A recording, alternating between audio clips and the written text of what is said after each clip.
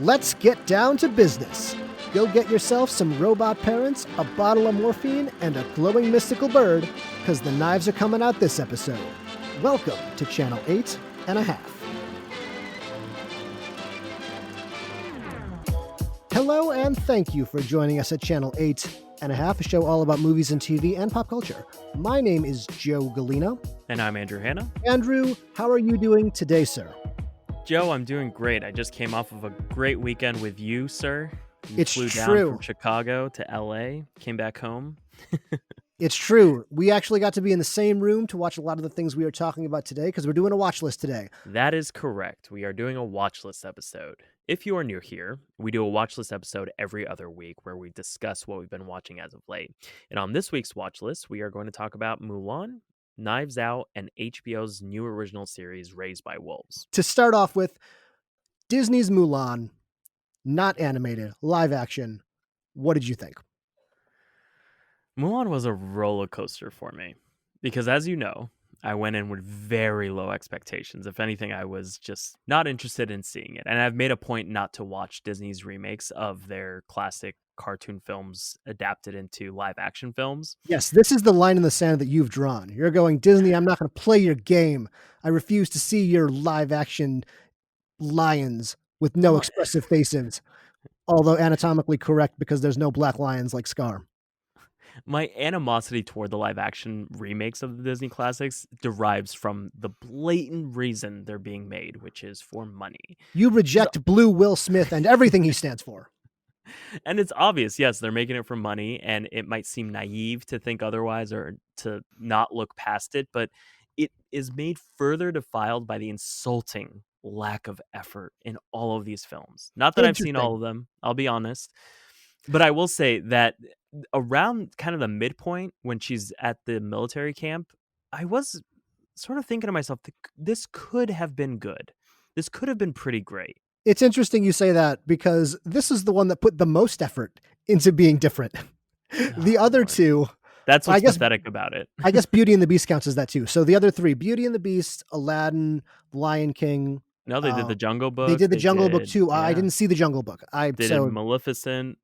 I don't count Maleficent as that because that was a little bit before. Yeah, Maleficent. I mean, yeah, okay. It's not an exact retelling. It's more from her side, but it's not. Side. Yeah. It's not the shot-for-shot remake of the animated. I think that's what I mean. That's what I'm counting for this. Okay, I see what you're saying. Yeah, that makes sense. So I didn't see Jungle Book. Maybe that one is a little bit more effort than this one, but the other ones, Lion King especially, are basically just shot-for-shot remakes of the animated movies that everybody likes, but with less color and personality and fun and songs. And if you're going to spend that much money and take our money, then at least give us something worth watching. The primary goal of a remake should be to add or improve the story in some way.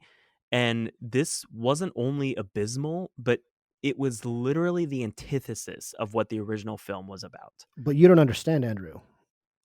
Blue Genie Will Smith, he gets down. Dare I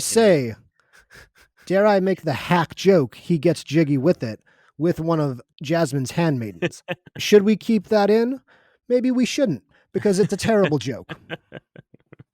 That's what the people come for, Joe. Terrible jokes and our useless opinions. If Disney's going to be so lazy with their creation of these movies, I'm going to be lazy with my jokes about them. Touché. I think it's fair. Touché. But if you haven't seen Mulan or the new Mulan or the 1997 Mulan, it's the same story. It is the same story with some minor tweaks. Mulan, not minor, pretty major. There are, I guess that's fair. Major tweaks, but overall the story doesn't change. Yeah, the same premise, the same structure, the same kind of plot beat. It's the same. It's the same plot structure. Yeah, but there's no talking dragon voiced by Eddie Murphy. There's an added villain. They changed the villains altogether. There's no songs. Was there singing in the new Lion King? No. In the new Beauty and the Beast? In the new Beauty and the Beast, there was the songs. There were the iconic songs. They do Beauty and the Beast coming down the stairs. That very famous dance number. I will say I enjoyed the reprise of the Mulan soundtrack or the Christina Aguilera song.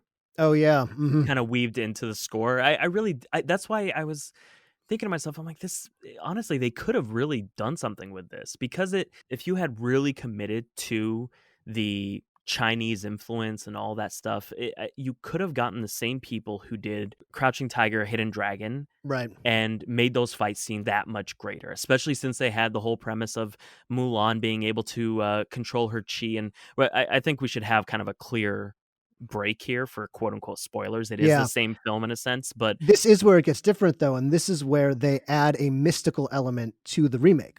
exactly. And I think that if you're planning on seeing it and you want to have your own opinion formed before listening to ours, then stop it now. I'll put in the descriptions as to when you can skip to, and you can make your own mind up on that before listening to what we have to say about it. But the premise, like we said, is basically the same. But the major difference is that Mulan has superpowers, or as explained in the film, the ability to control her chi, Mhm. which I think is the worst decision in this film and is what changed the meaning of the film as a whole. I agree. Because they added magic. They took out Talking Eddie Murphy dragon and they replaced it with a witch and a phoenix and magic.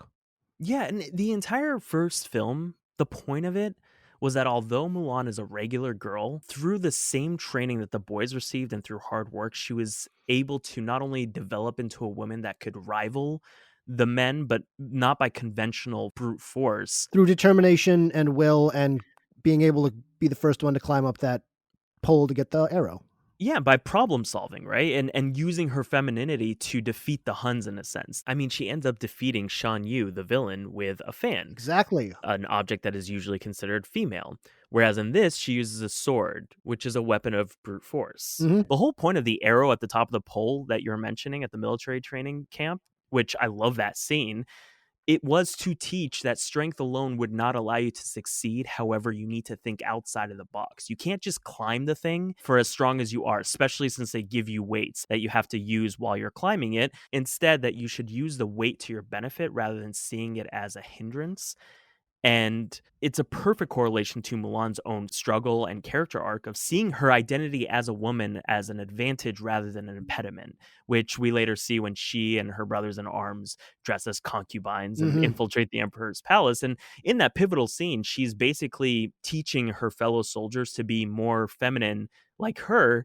And the great thing about the original is that it recognized the differences between men and women, but that both have strengths that are valuable. Mulan was smart and nimble. Maybe she wasn't as built and strong as some of the other guys, but her ability to think outside of the box is what allows her to defeat the To defeat the antagonist. Huns, Exactly. as we learned from the song. That Which is a song's so great good. song. I love that song. I love The that music song in that too. movie, and that movie was great. The original was phenomenal. I Just don't all lo around. I don't love it as much as a lot of the other Disney ones, and maybe I've thought about this a lot. You know, there's boy Disney when you're growing up, and then there's girl Mhm. Disney.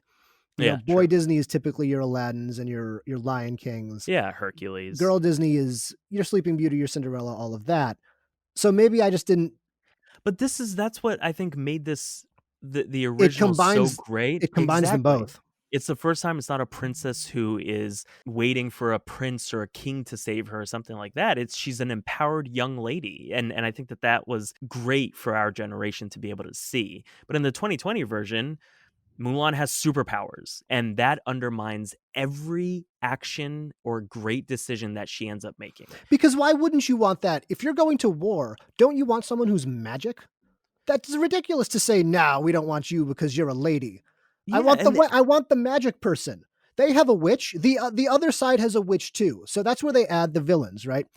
In this one now, the empire who she fights for, which is odd to say that you're rooting for a character who's fighting for the empire, but nevertheless, the rebels that they're fighting. Ah, see, I did it again. That's Star Wars things. Anyway, never mind. I didn't do that on it's all purpose. Disney. It's not your It is fault. all Disney. Anyway, the villains have a witch also. I'm just going to keep calling her a witch because that's what she is. But she said to Mulan, are we in spoilers yet? Yeah, we have Okay. been for Okay, quite a fine. while. Fair enough. Yeah, I listen to the show. Yeah. I mean, I don't listen to you. I just listen to my bits. I just said myself, yeah. Yeah. She says to Mulan, which I actually liked a lot, they don't accept you. They're not going to accept you. That's how I got to be where I am. Is they cast me out because I was too powerful with my chi.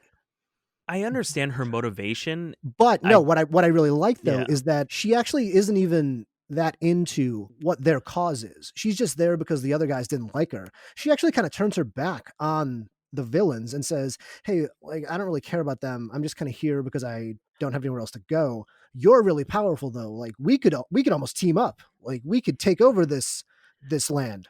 Well, yeah, her whole motivation summed up is basically the Chinese don't accept her for who Mhm. she is as a powerful woman. And these guys, in order to gain her assistance or her help, promise her that she will have a place of at least acceptance in their new dynasty, in a sense, when they end up taking over. And so it's almost like a finger to the man, in a sense, is Yeah. sort of her motivation. I mean, Mulan, like I was saying, is all of her decisions, like when she ends up going after those soldiers and when all of her fellow soldiers either die or end up deserting her, she isn't going after that group of people because she's brave, but she's going because she has superpowers and she can take them. So Yeah.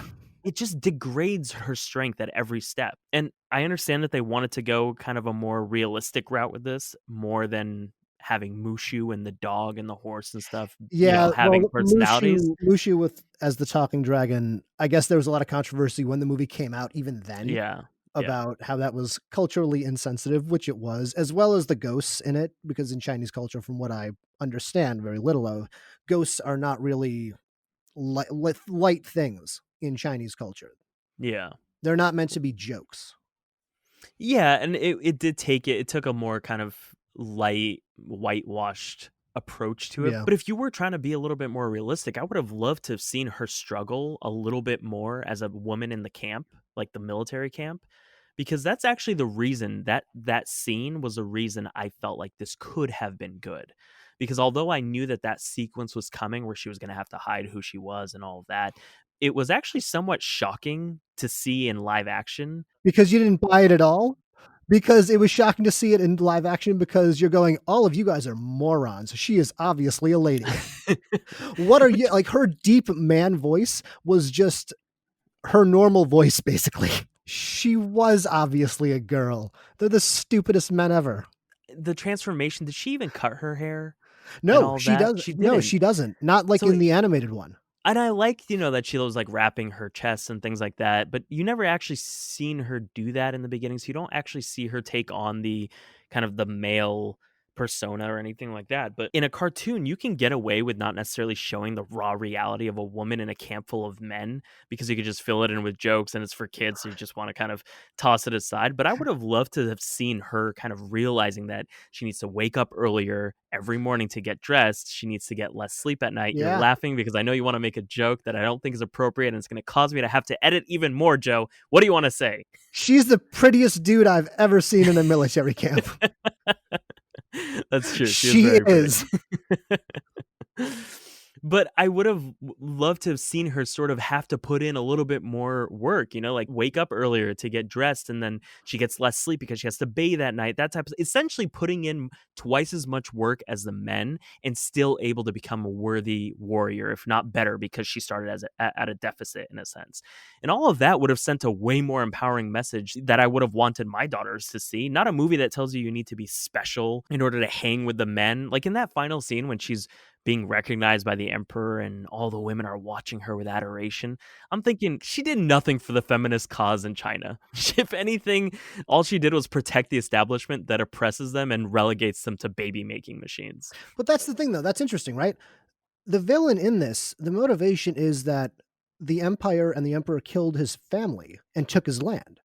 That's a completely I mean, not only is that an I didn't know that. yeah, that's the motivation. That's not only a I completely knew that it was because he killed his father, but I didn't know it was because of land or anything es like that. essentially, Yeah. normally that is a hero. That is the Mhm. person that we root for. You are Yeah. taking on the empire that killed your family and took your stuff. The other side of this could easily be a movie. Yeah, it really was basically her fighting to maintain the status quo. In a weird way, but also not, because she is fully capable as a woman. No, she isn't fully capable as a woman. She's fully capable as a woman with superpowers. I I don't guess that's true. think that that's empowering to tell a girl that you need superpowers to hang with the men. I think that is so insulting I and agree. That's true. that is the antithesis of what Mulan was about. Mulan True. was basically, you know what I mean? So like that part really bothered me. And it just felt like it was trying to be woke and it went the complete opposite way. and dismantled Yeah. any sort of semblance of female empowerment or feminism that they were trying to establish with this film. I can tell you that it did disappoint in China, the release of this. It did not go over well. And not No. just because of politics either. Apparently, I've Yeah. read some articles that politics aside, I know there was a big controversy with that and the star of the movie saying some things about the Chinese police. I'm not involved in that. I don't really know a lot about it, so I don't want to say anything about it. But even then, China did not accept Mulan the way Disney wanted. It's the same thing with Aladdin. I mean, Aladdin, my mother and sister went and saw it Mhm. because we loved that movie growing up. It was Marina and I being represented on screen, and that was a lot of what Chinese kids were thinking too when the first Mulan came out, is they were making these films representing our cultures. And then they get these people who end up making these live action films, and my mom and sister came out of it, and my mom, mind you, is not the type to be upset about like cultural appropriation, that type Right. of stuff. She doesn't care. She's just like, whatever, it's fine. She's also But seen it her entire life in American movies, so just it's yeah, more of an acceptance, this felt like. if anything, she came out of it was like, why is there Bollywood dancing in an Arab fairy tale? An Arab-based movie. Yeah, it seems as though they were just like, mix a bunch of brown people stuff and put it out. Yeah. And you come out feeling the opposite of representation. Mhm. If anything, it feels alienating that they didn't care enough to put in the effort to understand our culture before exploiting it for money. And the same thing happened with Mulan. The above the line crew, basically the primary leadership positions with creative control, had no stake or understanding of the culture, and it was apparent. And I'm not saying we need to have an all Chinese crew, but if you're going to be making something with the pretense of representation, then do it properly. Your crew should reflect that. Well, that is one of the things that I'm reading a New York Times article, I'm looking at it right now, and it says, "Mulan fizzles, Chinese audiences mocked it for other reasons, including historical inaccuracies and stereotyping." And that's exactly Yeah. what it was, is a lot like you were saying with Aladdin too. It's historical inaccuracies, it's cultural inaccuracies, it's just things that you should just get right if you're making a movie about a certain set of people, that if those people are laughing at you going, "What are you guys, idiots?" That's not Yeah. how it is at all. Because you're not making it for them at that point. You're making it for white No, people. that's true. And furthermore, you can maybe get away with it a little bit more in cartoons, but even Yeah. then I think the cartoons were actually more culturally accurate than the live action films. But if you're going to go live action, you need to represent it correctly, because at that point you're representing real people. So there is a certain weight to that I think Disney has not yet grasped, is that you need to treat it with a little bit more respect when it's live action. I And don't I'm know. sorry, It just the Phoenix was a sorry replacement for Mushu. The Phoenix, didn't you think the Phoenix was gonna do something? The Phoenix doesn't really do anything. I thought the The Phoenix might Phoenix talk. was literally in there so that they can get their Daenerys shot. Yeah, that's true.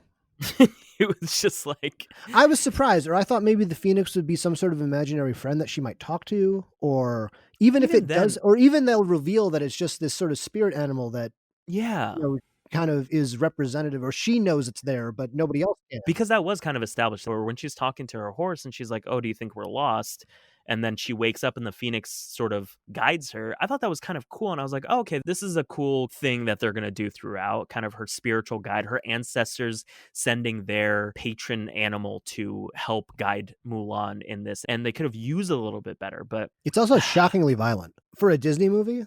It's it about is. Yeah, war. It is I about was thinking war, that too, but but it was. I mean, if you're gonna go to war, PG-13 is a little bit difficult. yeah, and I don't think the guy, when she kicks the arrow into his heart, I don't think he dies immediately, which is strange. He's left there kind of ambiguously not dead, because I don't think they can actually kill people in a Disney movie. But she did. Yeah, Like, eventually. when she first joins the battle and she kicks the spear into that one random dude, like, he just goes flying. Like, Yeah, he he just does. does a full on, like, leg in the air backflip and then just lands on the ground with a freaking spear. I might be misremembering this, but I think Mulan is the Disney character that is responsible for the most deaths on screen in any Disney movie. She is. It's like thousands or something Yeah, like that. exactly, Yeah, because because of it the when is she war. took that firework and then shot it at the giant mountain, Mm. Oh, and yes, it that's right. caused the, yeah. But I don't know. I thought the performances were good enough, but they could have been so great if they just gave these people something to do. Was this worth $30 to you, Andrew? No, not at all. It's coming out in December for free. Just wait until then, No, it was honestly. not worth $30 to me either. not at all. It was. It was such a shame. I wanna know if this was a success to Disney, not just in China, but just in general, because the movie looked am Financially financially, financially, it yeah, is. Yeah. because it looks amazing. I mean, the cinematography is really great, the costumes and all that. Everything in it, the action set pieces. You know what this movie does too in the action set pieces? I noticed this. It does that thing where it tilts the camera where Oh, I she's was gonna going, talk about that. Yeah, I forgot. and Yeah. it's very disorienting, and it's a I thing hate that it. people are doing now. You know where I think the first thing it came into, or the first place I saw it, is the movie Upgrade, which I don't know if you saw that. It was Lee Winnell's movie from a couple of years ago where a guy basically becomes a robot. He becomes RoboCop, but like a gritty indie version of him. Every time the CPU in his body reverts or resets, basically takes over himself, that the camera does that motion where Yeah. it's very disorienting. Yeah. And that makes sense from a narrative perspective in that movie. In this one, it's just one of those things where it looked cool, so they probably wanted to do it. I don't think it looked cool. If anything, it was just it felt I like don't. someone handed a kid a camera and was like, "Make this action scene look cool." Like, it was just so try hard. It really irritated me, and they did it a lot They throughout the did it a entire lot. film. I know. It gave me a headache. Like Knives Out, which we're gonna talk about, Mhm. that moment that the entire family starts to kind of to rush Marta's character and she's like walking out, it almost feels as though the cameraman pulls the camera off of the tripod and then Yes. just goes handheld. And I was like, it's justified and it's motivated. Those movements were not motivated in this. Same thing with the first episode of Lovecraft Country. Like when they first walk into the diner and they're like, we wanted to grab a bite. It's the only time you get one of those. Handheld. It wasn't even Oh, no, handheld. it was the It was a canted shot. canted. I'm Yeah, it sorry. was a canted shot. It's the only time they ever did it, but it gives you that uncomfortable feeling, which I appreciated. It added to the story.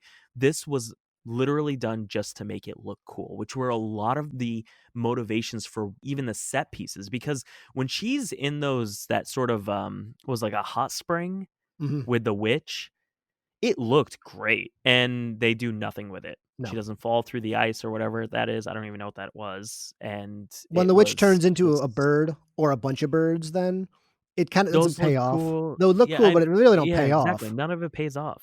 And then, dude, you see them loading a trebuchet, and they're lighting these rocks on fire, and you didn't have the sense to tell the dudes to just move out of the way or something? Yeah. These guys are getting decimated. How did you get on top of the mountain behind them so quickly? By the time she would have done that, they would have been all gone. Yeah. And look, yes, okay, we're not trying to be all realistic, but honestly, you could have did a little bit of problem solving as a filmmaker instead of having her join the main battle, have her be coming back from those hot springs, Uh-huh. and on the way back, she's coming down the mountain and sees what's happening, and then she causes the avalanche. Andrew, there's a lady that turns into a bird. Don't worry about it. Just don't think about it. What do you mean?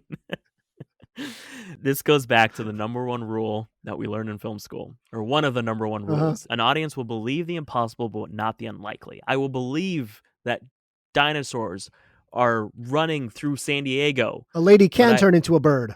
yes, the lady can turn into a bird, but I do not think it's likely that Mulan got on top of that mountain fast enough to stop what was happening to her people.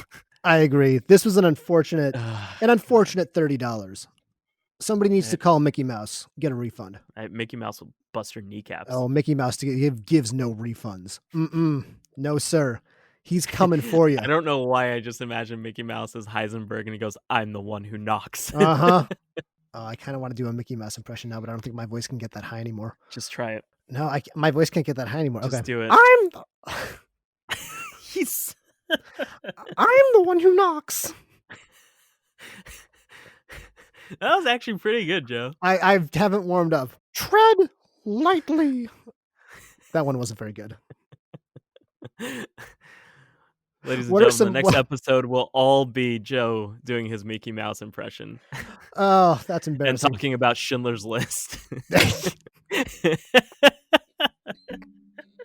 All right, we should probably move on to a little bit more fun movies since we're in a fun mood. You mentioned it a Knives little Out. bit earlier, Knives Out, Yeah, I did. Yeah. which we talked about. We wanted to watch it for Watchlist because you hadn't seen it when we talked about it last week on Subverting Expectations. Yes. And I kind of brought it up, so you knew that it would subvert the traditional murder mystery, but it's a movie where, before I ask you what you thought about it, even though Yeah. I was sitting next to you while you were watching it, so I know what you thought about it.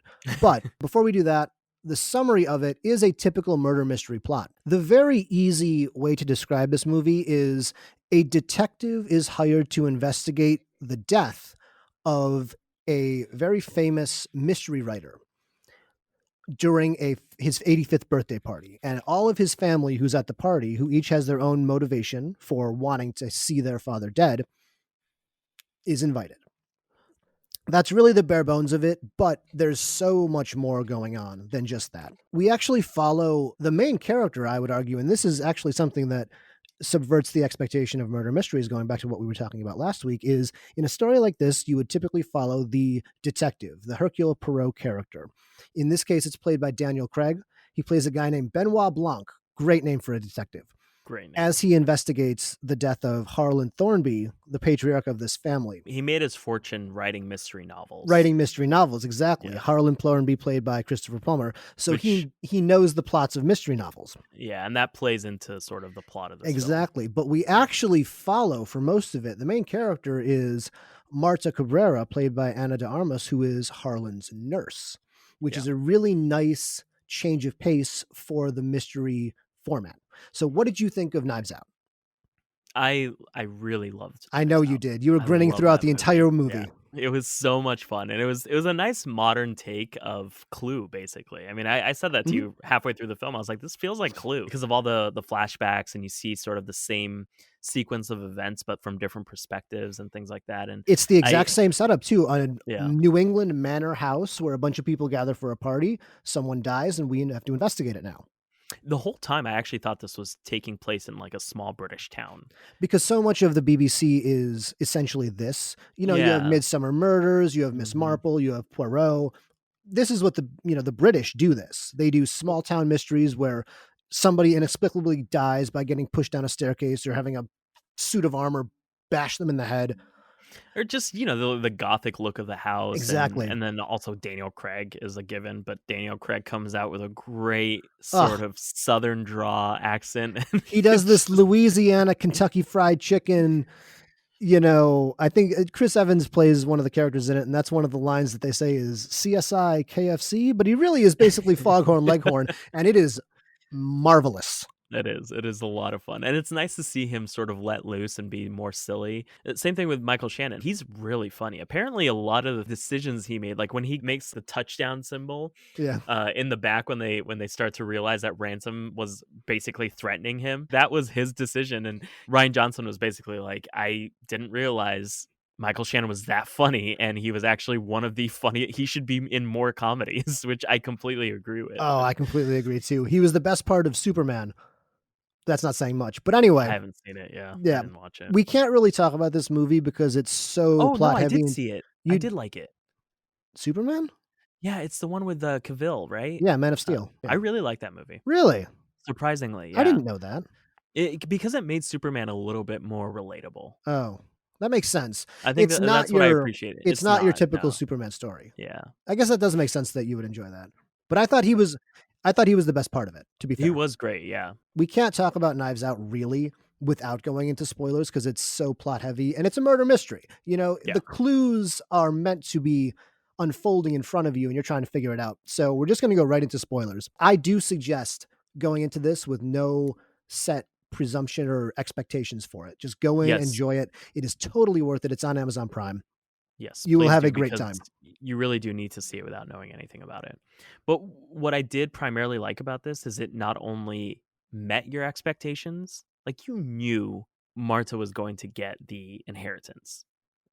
So you knew that that was coming, and you weren't necessarily surprised by it, not as No. surprised as the family necessarily, but it also took a twist on a twist, and it makes sense why Ryan Johnson is known for subverting expectations. Mhm.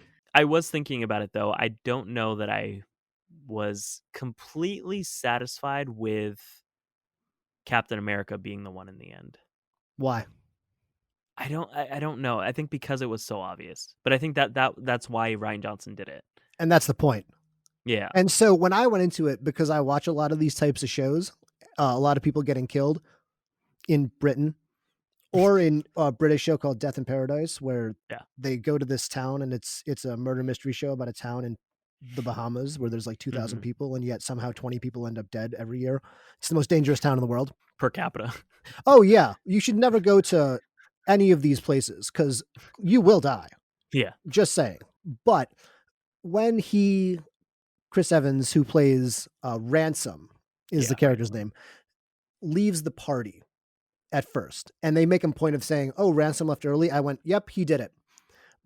But that's the obvious answer. So when then it's later on shown that Marta climbs back up the house, and then the old mom, grandmother character who's 105 and senile says, "Is that you, Ransom?" I go, "No, no, it's confirmed now. She wouldn't say that if it wasn't Ransom who did the murder." Or That committed was committed the murder, but it's not really a murder because it actually backfired on him. So really, and this is what I did love about it too, is Lakeith Stanfield plays the police detective who isn't Benoit Blanc, the private investigator, who's he's investigating so it as a great. murder. He is so great. Yeah. He's such a great stoic presence Mhm. with a great mustache, great police mustache. But when he says it's a suicide, it turns out it actually was a suicide. Accidental too. Accidental suicide. So Yeah. Lakeith Stanfield is actually right the whole time, but Benoit Blanc is also right in that there was foul play because a lot of people do end up getting murdered. So both of them are right, which is great Well, I think everyone in the film is both wrong and right. at the same Everyone. time. Hmm. At the same time, Marta really did technically take the bottle that was labeled as the medicine, Hmm. but also didn't mistake it because she knew the viscosity of the bottle just inherently, Just which by like weight. yeah, weight and just like the way that it moved. And I really love that aspect. I love that it was, I mean, a lot of it was about just class conflict. Yeah. I love that everyone says that Martha's from a Country. different country in South America. It was just the cherry on top was when Chris Evans is angry and he's talking to his grandfather and he goes, "You're Brazilian nurse?" And I'm just like, "Oh my god." Because at that point, He's just so sure of himself that she's Brazilian. I think Don Johnson called her Guatemalan, and I think Yeah. Jamie Lee Curtis said she was Ecuadorian. I might have gotten those two mixed up, but You still don't know where she's from. no, you never find out. Ana de Armas, the actress, is actually from Cuba. I don't know. I guess Yeah, that'll exactly. work. But I just loved how accurately it depicted the delusion of wealthy people, especially when they're having the conversation about politics and Donald Trump, because they never actually say his name, but you know exactly who they're talking about Yeah. because those are the exact conversations and talking points that end up coming up at family gatherings. Hmm. It even follows the exact sequence of arguments. And when they start talking about immigrants and Don Johnson's character calls Marta over, and he's so ignorant and arrogant in his certainty that Marta would help prove his point. Little did he know her mother is undocumented herself, but just the hypocrisy in his argument. He's basically saying, oh, they mooch off the country and they should work hard and build themselves from the ground up when literally none of them have done that themselves. Oh, and I love that he's saying all of this while he's handing Marta a plate to go put away. And just in that action, without knowing anything about him, places his hypocrisy in just full display. And I mean, besides the murder mystery aspect of the film, it is sort of a microcosm of the current state of our country or politics. I will say though, Don Johnson's character is so hateable. He's so slimy. So slimy. When you stopped the movie halfway through and you looked at me and you're like, who do you think it is? And I was like, I don't know yet. I don't want to jump to any conclusions, but I want it to be him. But I hope it's that guy because he Yeah, sucks. because he sucks. But that moment where he says, when they find out that the grandfather was taking Chris Evans off of the will, he says, I'm glad that he's doing what none of us had the strength to do. This is going to help you learn. And then in the This literally might be the 5 minutes best thing that later, ever happens to you. yeah, they all find out that they're too cut off and they just lose their minds and start yelling and screaming like petulant children. And then while Chris Evans is driving away, he says, I think this is going to be the best thing for you guys. Then he just goes, what is that supposed to mean? Yeah. Everyone in this was perfectly cast. Everyone. I completely Chris agree. Evans as the smarmy grandson who plays so Mhm. opposite the Captain America character, and Chris Evans was great at it. It looked like he was having so much fun. I Yeah. mean, Don Johnson is so slimy too. Michael Shannon plays one of Harlan's sons, the youngest son who runs the publishing house. Hmm. He has this weird energy. He has this cane that he walks on, and it's just a strange offbeat energy that I really loved from him. Yeah. Yeah. I mean, everyone in this, Jamie Lee Curtis is just vitriolic the whole time as Yeah. his daughter too. You know, Mhm. the very introduction to Jamie Lee Curtis as she's being interviewed by Lakeith Stanfield and Benoit Blanc, and she just turns to Blanc and she goes, "I've read your article in the New Yorker. It was delightful." I was like, "Ooh, there's just so much venom," and I loved it. It was a magnificent. Toni Collette too, as an Instagram influencer, That was so funny, all of and her entire delivery, everything she says is amazing. what's his name? The sidekick cop, yeah, what was his name? Wagner, Trooper Wagner. Yeah, Wagner, and when he's like, "Wait, she wouldn't do that. She's an influencer. She has like 10K followers." Have you seen her Insta? Yeah, I loved him. Honestly, when you asked, after the film, we were driving in the car, and you're like, "So who won Knives Out for you?" And I was thinking about it since then, Who won and Knives Out for you? Let's find out. the obvious is Daniel Craig. I really loved his performance, and I thought it was so much fun. You can see how much fun he was having Yeah. playing that role, and I think watching someone having that much fun only makes the film that much better. But I really do love Wagner so much. Trooper Wagner? Yeah, Really? I thought he was so hilarious. Like when they're when He's a fan of both of them, Toni Collette and Harlan, his books. When he's yeah, when he's talking, to, I think Jamie Lee Curtis or maybe Don Johnson, and he goes, it was "Oh, Jamie Lee Curtis, yeah. are you a fan?" And And he goes, "Yes, definitely." yeah, yeah. And Lakeith Stanfield, Lieutenant Elliot, is who Lakeith Stanfield plays. He goes, "I don't do much fiction reading myself." And Trooper Wagner goes, "I love the books." He's just this giddy little kid that should not be in the business of No. solving crimes or murders, honestly. He's so much fun. I really love this character. But I think Marta Anna de Armas's character was probably my favorite. I think it was actually the scene in the abandoned laundromat when she momentarily contemplates allowing her colleague to die Uh-huh. because of the possibility of her incriminating her. And she expresses that train of thought so well leading up to the decision to call Yeah. 911, because the whole reason the father gave her the inheritance is because she was so unlike his own children, and to let her die is her becoming just as bad as And you them. had to buy that from her. Anna de Armas did such a great job as She this did a character. great You job, had to yeah. believe that she was both in over her head and also care for her, but also she is intelligent. So when she's making the Mhm. decisions at the midpoint when, Chris Evans's character comes up to her and says, "I will protect you. We'll do this together, but you're going to give me half the inheritance." She's not stupid Yeah. either, which is it's this whole range of things that she has to do to carry she does carry the movie, Yeah. and she did it phenomenally, I thought. Yeah, she was great. I also love the quirk of her barfing every time she lies, Yes. and they use it so creatively throughout. It wasn't only used in the obvious way, but the other characters use it to trap her, like Benoit Blanc, and then Ransom feeds her beans and gravy before asking her questions. It just added interesting conflict. They also use it in the final scene with Ransom, where she tells one last lie to get him to confess Mhm. and then barfs all over his face.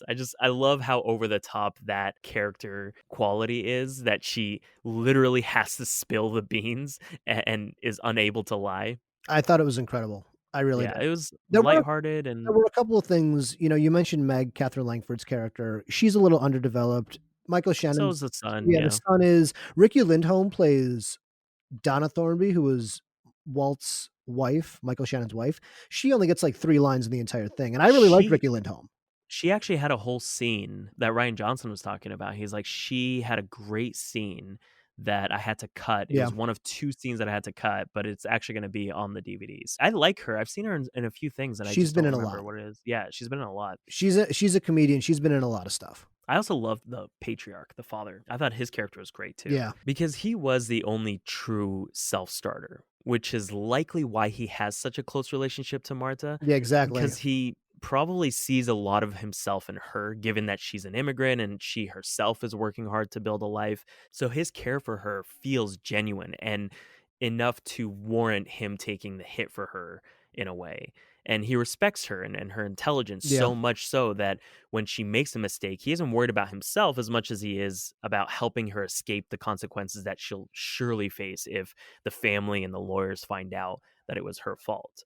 And making him a mystery writer was perfect Yeah. because he helps her cover up her tracks and uses his years of experience writing murder mysteries, and that basically justifies how perfect his cover up is.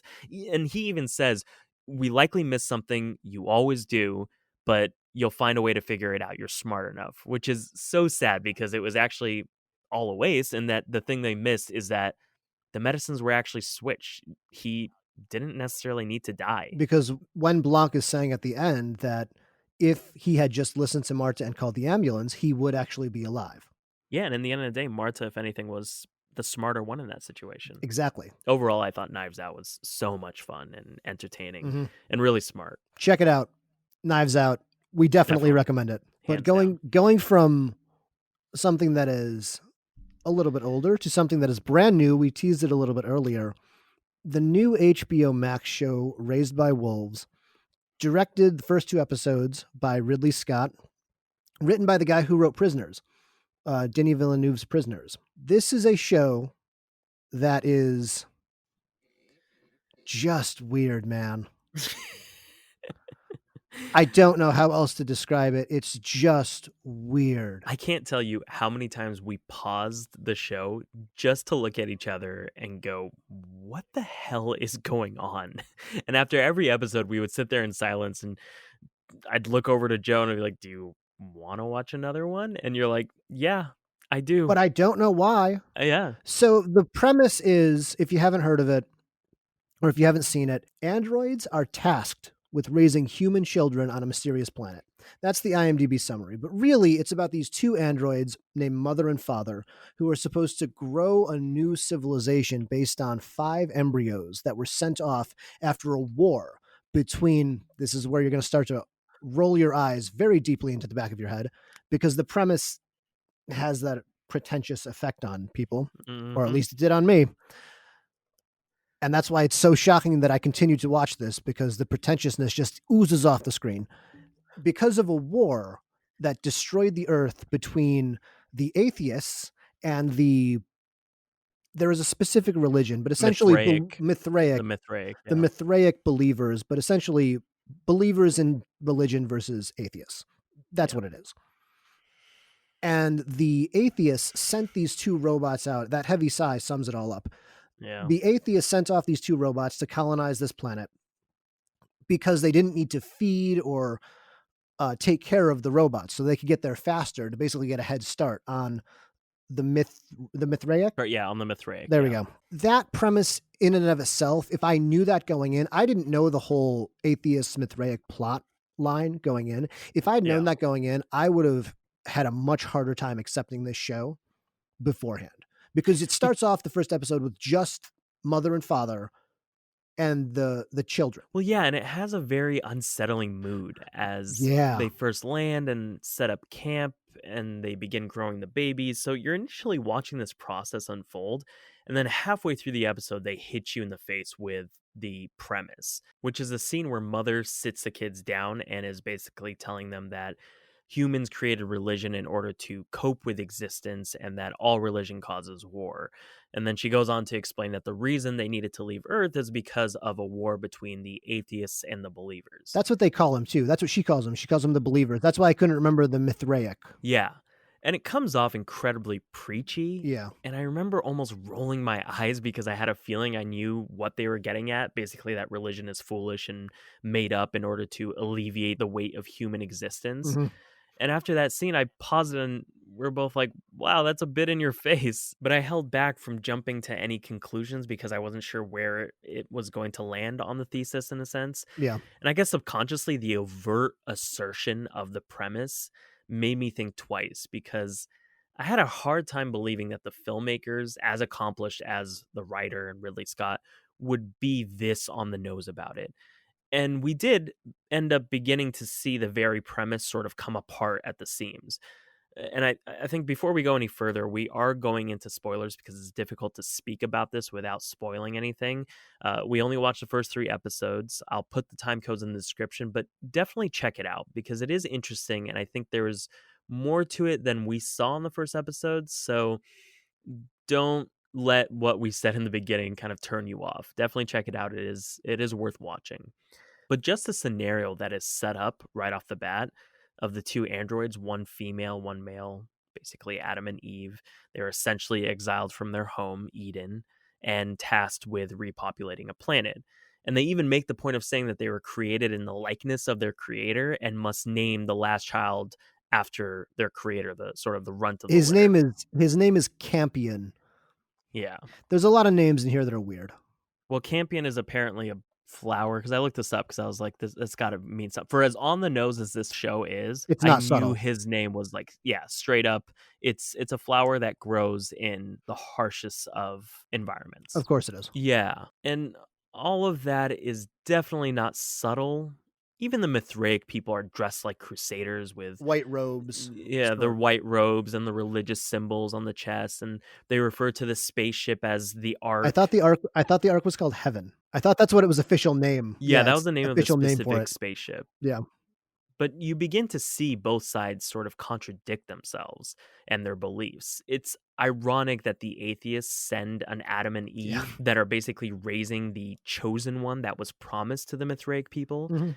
And after the mother kidnaps the children from the ark to replace the 5 of hers that died, she finds out that one of the girls is pregnant, to which the girl reveals that she was By raped one of the priests. by one of the priests, and the second in command actually in the religious hierarchy of the Mithraic during the sleep they induce during the hyperdrive or the journey over. But the atheist android basically takes a pro-life stance Yeah. and says, don't think of the circumstance, think of the child, which was interesting. So you begin to see these competing viewpoints colliding within the context of repopulating a planet. It's kind of a mashup of every sci-fi concept just It chucked really onto the is, yeah. screen because it's got space exploration and it's got artificial intelligence and it's got weird David Bowie looking robots because the main character, she does look like David Bowie without the glam. You can't deny Straight that. up. Yeah. Straight up. She's Ziggy Stardust just without the makeup. Yeah. But I do love the performances. I do love Amanda Collin. I don't know any of these actors. I'd never seen any of them before except for the main Mithraic guy. He was in the show Yeah. called Vikings, and I didn't even watch that show, but I recognized him. Yeah. All these actors are completely brand new, and that works for this show because I wouldn't have bought it. That kind of goes back to what I talk about sometimes is with specific stories that are just so far outside of the norm that it makes sense to have lesser known actors to Yeah. kind of carry it because it really sells that this is so far in the future and on a completely different planet. But I like that that's the thing is I don't know why I like it. I don't either It's because it's kind of boring, but it's but also it's not compelling. boring.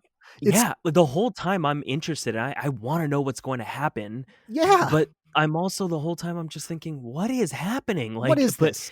they do a very good job of not only revealing information in a very great way. The writing is on point. You can't deny that. The way that information is being delivered to you, but when you look back on the episode, you're thinking, okay, why wasn't I bored? I don't know why I don't like. I think the better question is not why I like it, but why don't I hate it? Yeah. Right? Because I shouldn't like this. No, I completely agree with you because not a lot happens. It does get didactic in that way, but I think the visuals of it, and I think just the bananas nature of what it is, when Mother turns into the necromancer and she's Hmm. screaming like a banshee and popping dudes' heads off like Pez dispensers, that was so compelling, but it's also goofy. It was goofy and it was a goofy image at first. And there's some special effects in this that don't work, to be fair. And there is a lot of Yeah. goofy stuff in it. Like when she's floating around and she turns into the necromancer form, it looks Yeah. kind of silly. No, yeah, there are some things that at first seem kind of, I don't know, cheesy or Like goofy, and then in the in but the then in the arc when they go into the artificial reality in their minds, right? yeah. It looks like something from 1997 when they transition into the special Oh, or the yeah, special yeah. effects of With, it. like, the Yes. digital, like, transition, it's just so and that's the thing, that I actually told you after the first episode, I was like, I it feels like a sci-fi movie from the '80s, like, what Kinda. people in the '80s thought the future would look like, and also the way that people act and the very on the nose nature of the storytelling. Yeah. But I do like that the androids still exhibit sort of human emotion, which is something we've seen before, but I They think it touches on they kinda sort do, but of they also don't. And which is why I was okay with it because you know how I don't like robots and yes. how they learn to feel things. They don't feel Yeah. things. I don't care about Westworld and your dumb robot revolution. Although I care Tandy about father though. I care about Father in this. I care about Tandy Newton in Westworld. The other stuff I don't care about. Yeah. I care about father and his dad jokes, and he's just, he's That's like, "Lady, I'm just trying to do my best." exactly. Like, I mean, the performance is he's very obviously a robot, but he's programmed to tell knock knock jokes, and I which liked is him. great. He Yeah. was funny in just how bad the jokes were, but that was the point. And that's the funny part is that they literally programmed him to be the father, but he also tells dad jokes, which is Yes. just so stupid but hilarious at the same time. You also have the mother and they kind of touch on sort of the emotions that human mothers feel of the fear of ineptitude as a mother. Mhm. It's on a more extreme level because at one point she's thinking, "Am I actually killing my kids without realizing it?" Because she's also starting to realize that she's a necromancer and that she has all these powers and she still doesn't understand what lives inside of her. And so she thinks to herself, okay, there's a possibility that I could be killing my children without even realizing it. I mean, for God's sake, I didn't realize that I could turn into a necromancer and scream like a banshee. But I think when we stopped it, it was what, 3 episodes We in? stopped with 3 episodes in. And There's then they had 2 more have been just, released. yeah, they had just started to reveal sort of this mysterious creatures on the planet, Yeah, which I thought was they also do. very interesting. But I was also reading into some of the things that people talking about it because I was curious, like what do people think about this? And someone brought something up that was very It's interesting. Is it's divisive. yo, yeah, definitely. I can only imagine because it is depicting Catholicism right off the bat. I mean, they're even taking communion at one point, right before they go into like those pods. So I can see how it's very divisive. But when the son of the Mithraic, the leader of the Mithraic, what's his name? Vikings guy? Yeah, the Vikings guy. Mhm. When he breaks off, he finds one of those little stick dolls Yes, they do. that the little girl was carrying, and I have a feeling that she never ended up dying because then you never see her fall into the hole. No, you don't. And so she wouldn't have died like the other kids because she went missing before she could ever continue eating the radioactive potatoes, Yeah. which is a great band name. Radioactive Potatoes? Yeah, That's our new that's a band. We can't play that's our new instruments and we don't band. know how to do anything, but We only we are we only play Radioactive Potato. potatoes. No, there were a couple plot holes. There were. You know, why when she stole the ship, why would she steer it into the planet to blow it up? Why wouldn't she just turn it around and shoot it off into space? Why wouldn't she shoot it off into a star? Why wouldn't she just blow it all up with herself and her weird banshee powers? There's stuff like that. No, because I think she wants to destroy it. But why wouldn't she then check for any survivors? She's a machine bred for war. She would have checked for survivors. Why would she just leave? I don't know. There's stuff like that where she has to I don't think those survivors were actually on the ship, to be honest. I think they were on a different mission because they even said that they had 2 other missions, one in the tropical area of the planet yeah, and then another one near in the another equator. section. I think anyone on the ship ended up dying. I think those 2 groups ended up coming back and finding the main Mithraic dude. Really? Yeah, Oh, see, I don't remember because that that. makes sense to me. You don't remember that when they said that? No, I don't. Yeah, he said that they sent down 3 different teams because they were looking for a habitable planet, Right, I remember that now, but yeah. they said that there was something like a magnetic field that didn't allow them to land in the tropical zone, and so they were looking somewhere else, and that's Mm, when he says, "We're kind of looking at this valley or this area," and that's when she's like, I ain't trying to have you." yeah, that's right. So, No, you're yeah. right. Mhm. So I think that they ended up coming back and they were, quote, unquote, "the survivors." They weren't actually survivors on the ship, the main ship. Okay, that makes sense, I guess.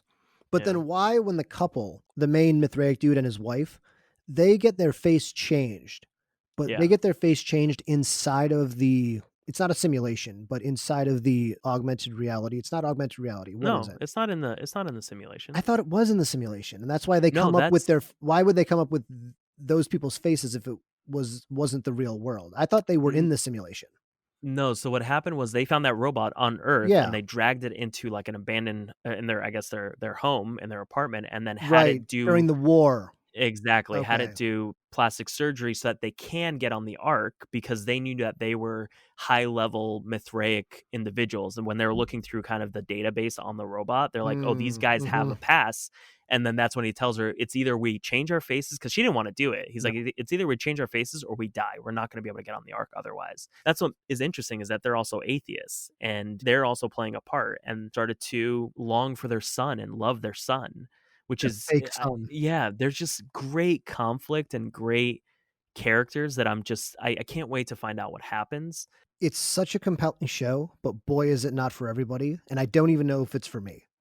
But I still wanna know what happens, but I don't know if Yeah, I like it, but I would yeah, definitely recommend everybody watch it just to see. yeah. That was the most You know, that was the most wishy-washy thing I've ever said, but I still stand by it because I have no idea what to make of this show. and I think that that's okay, and I almost feel like there's a reason they're only kind of siphoning little bits of information at a time because you're still not sure 3 episodes in what you think. True, there's 2 more that have been They released this want week, you to and yeah, we could find out. and I'm going to, like, I'm gonna keep watching it, but I think they want you to stick around because it might not be what we think it is, and that's what I'm hoping for. I would hope so. Yeah, because if it is very kind of preachy and it's like, dude, I don't know. Calm down, man. Exactly, yeah. Everybody should check it out. And I'm so interested to see what everybody else thinks, what other people would think of this, because there's gonna be tons of divisive reaction to it. Yeah, I can see both sides having strong reactions to this. I think that about does it though for Watchlist Volume 6. But before we wrap up, we have one thing to ask of all of you.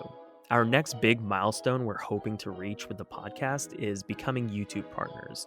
So if you don't know already, we post the podcast on all the podcast distributors as well as YouTube. So we put the full podcasts on YouTube. And in order to become a YouTube partner, we need to have a minimum of 4,000 hours of content watched and 1,000 subscribers. And thanks to all of you, we actually reached a requirement of 4,000 hours. And the next thing we need to try to achieve is attaining 1,000 subscribers. And we can't do it without you all. If you aren't already subscribed, please consider doing so. And if you're inclined to, please tell your family and friends to subscribe. That being said, we want to ensure we are putting on a show that is worthy of your recommendations. So please let us know what you want to hear more of, what we can improve on, if there are any subjects or shows and films you'd like us to explore. But thank you all for the support thus far, and we look forward to building community with you all. As for this episode, if you've seen Mulan, Knives Out, or Raised by Wolves, let us know what you think. Did you agree or disagree with anything we discussed? Let us know on YouTube, Instagram, or Twitter. You can find all those links on channel8.5.com. That's channel8.5, completely spelled out.com. If you enjoyed this episode, please consider liking and sharing with family and friends. We have new episodes every Thursday. Until next time, my name is Joe Galino. And I'm Andrew Hanna, and this is Channel 8.5.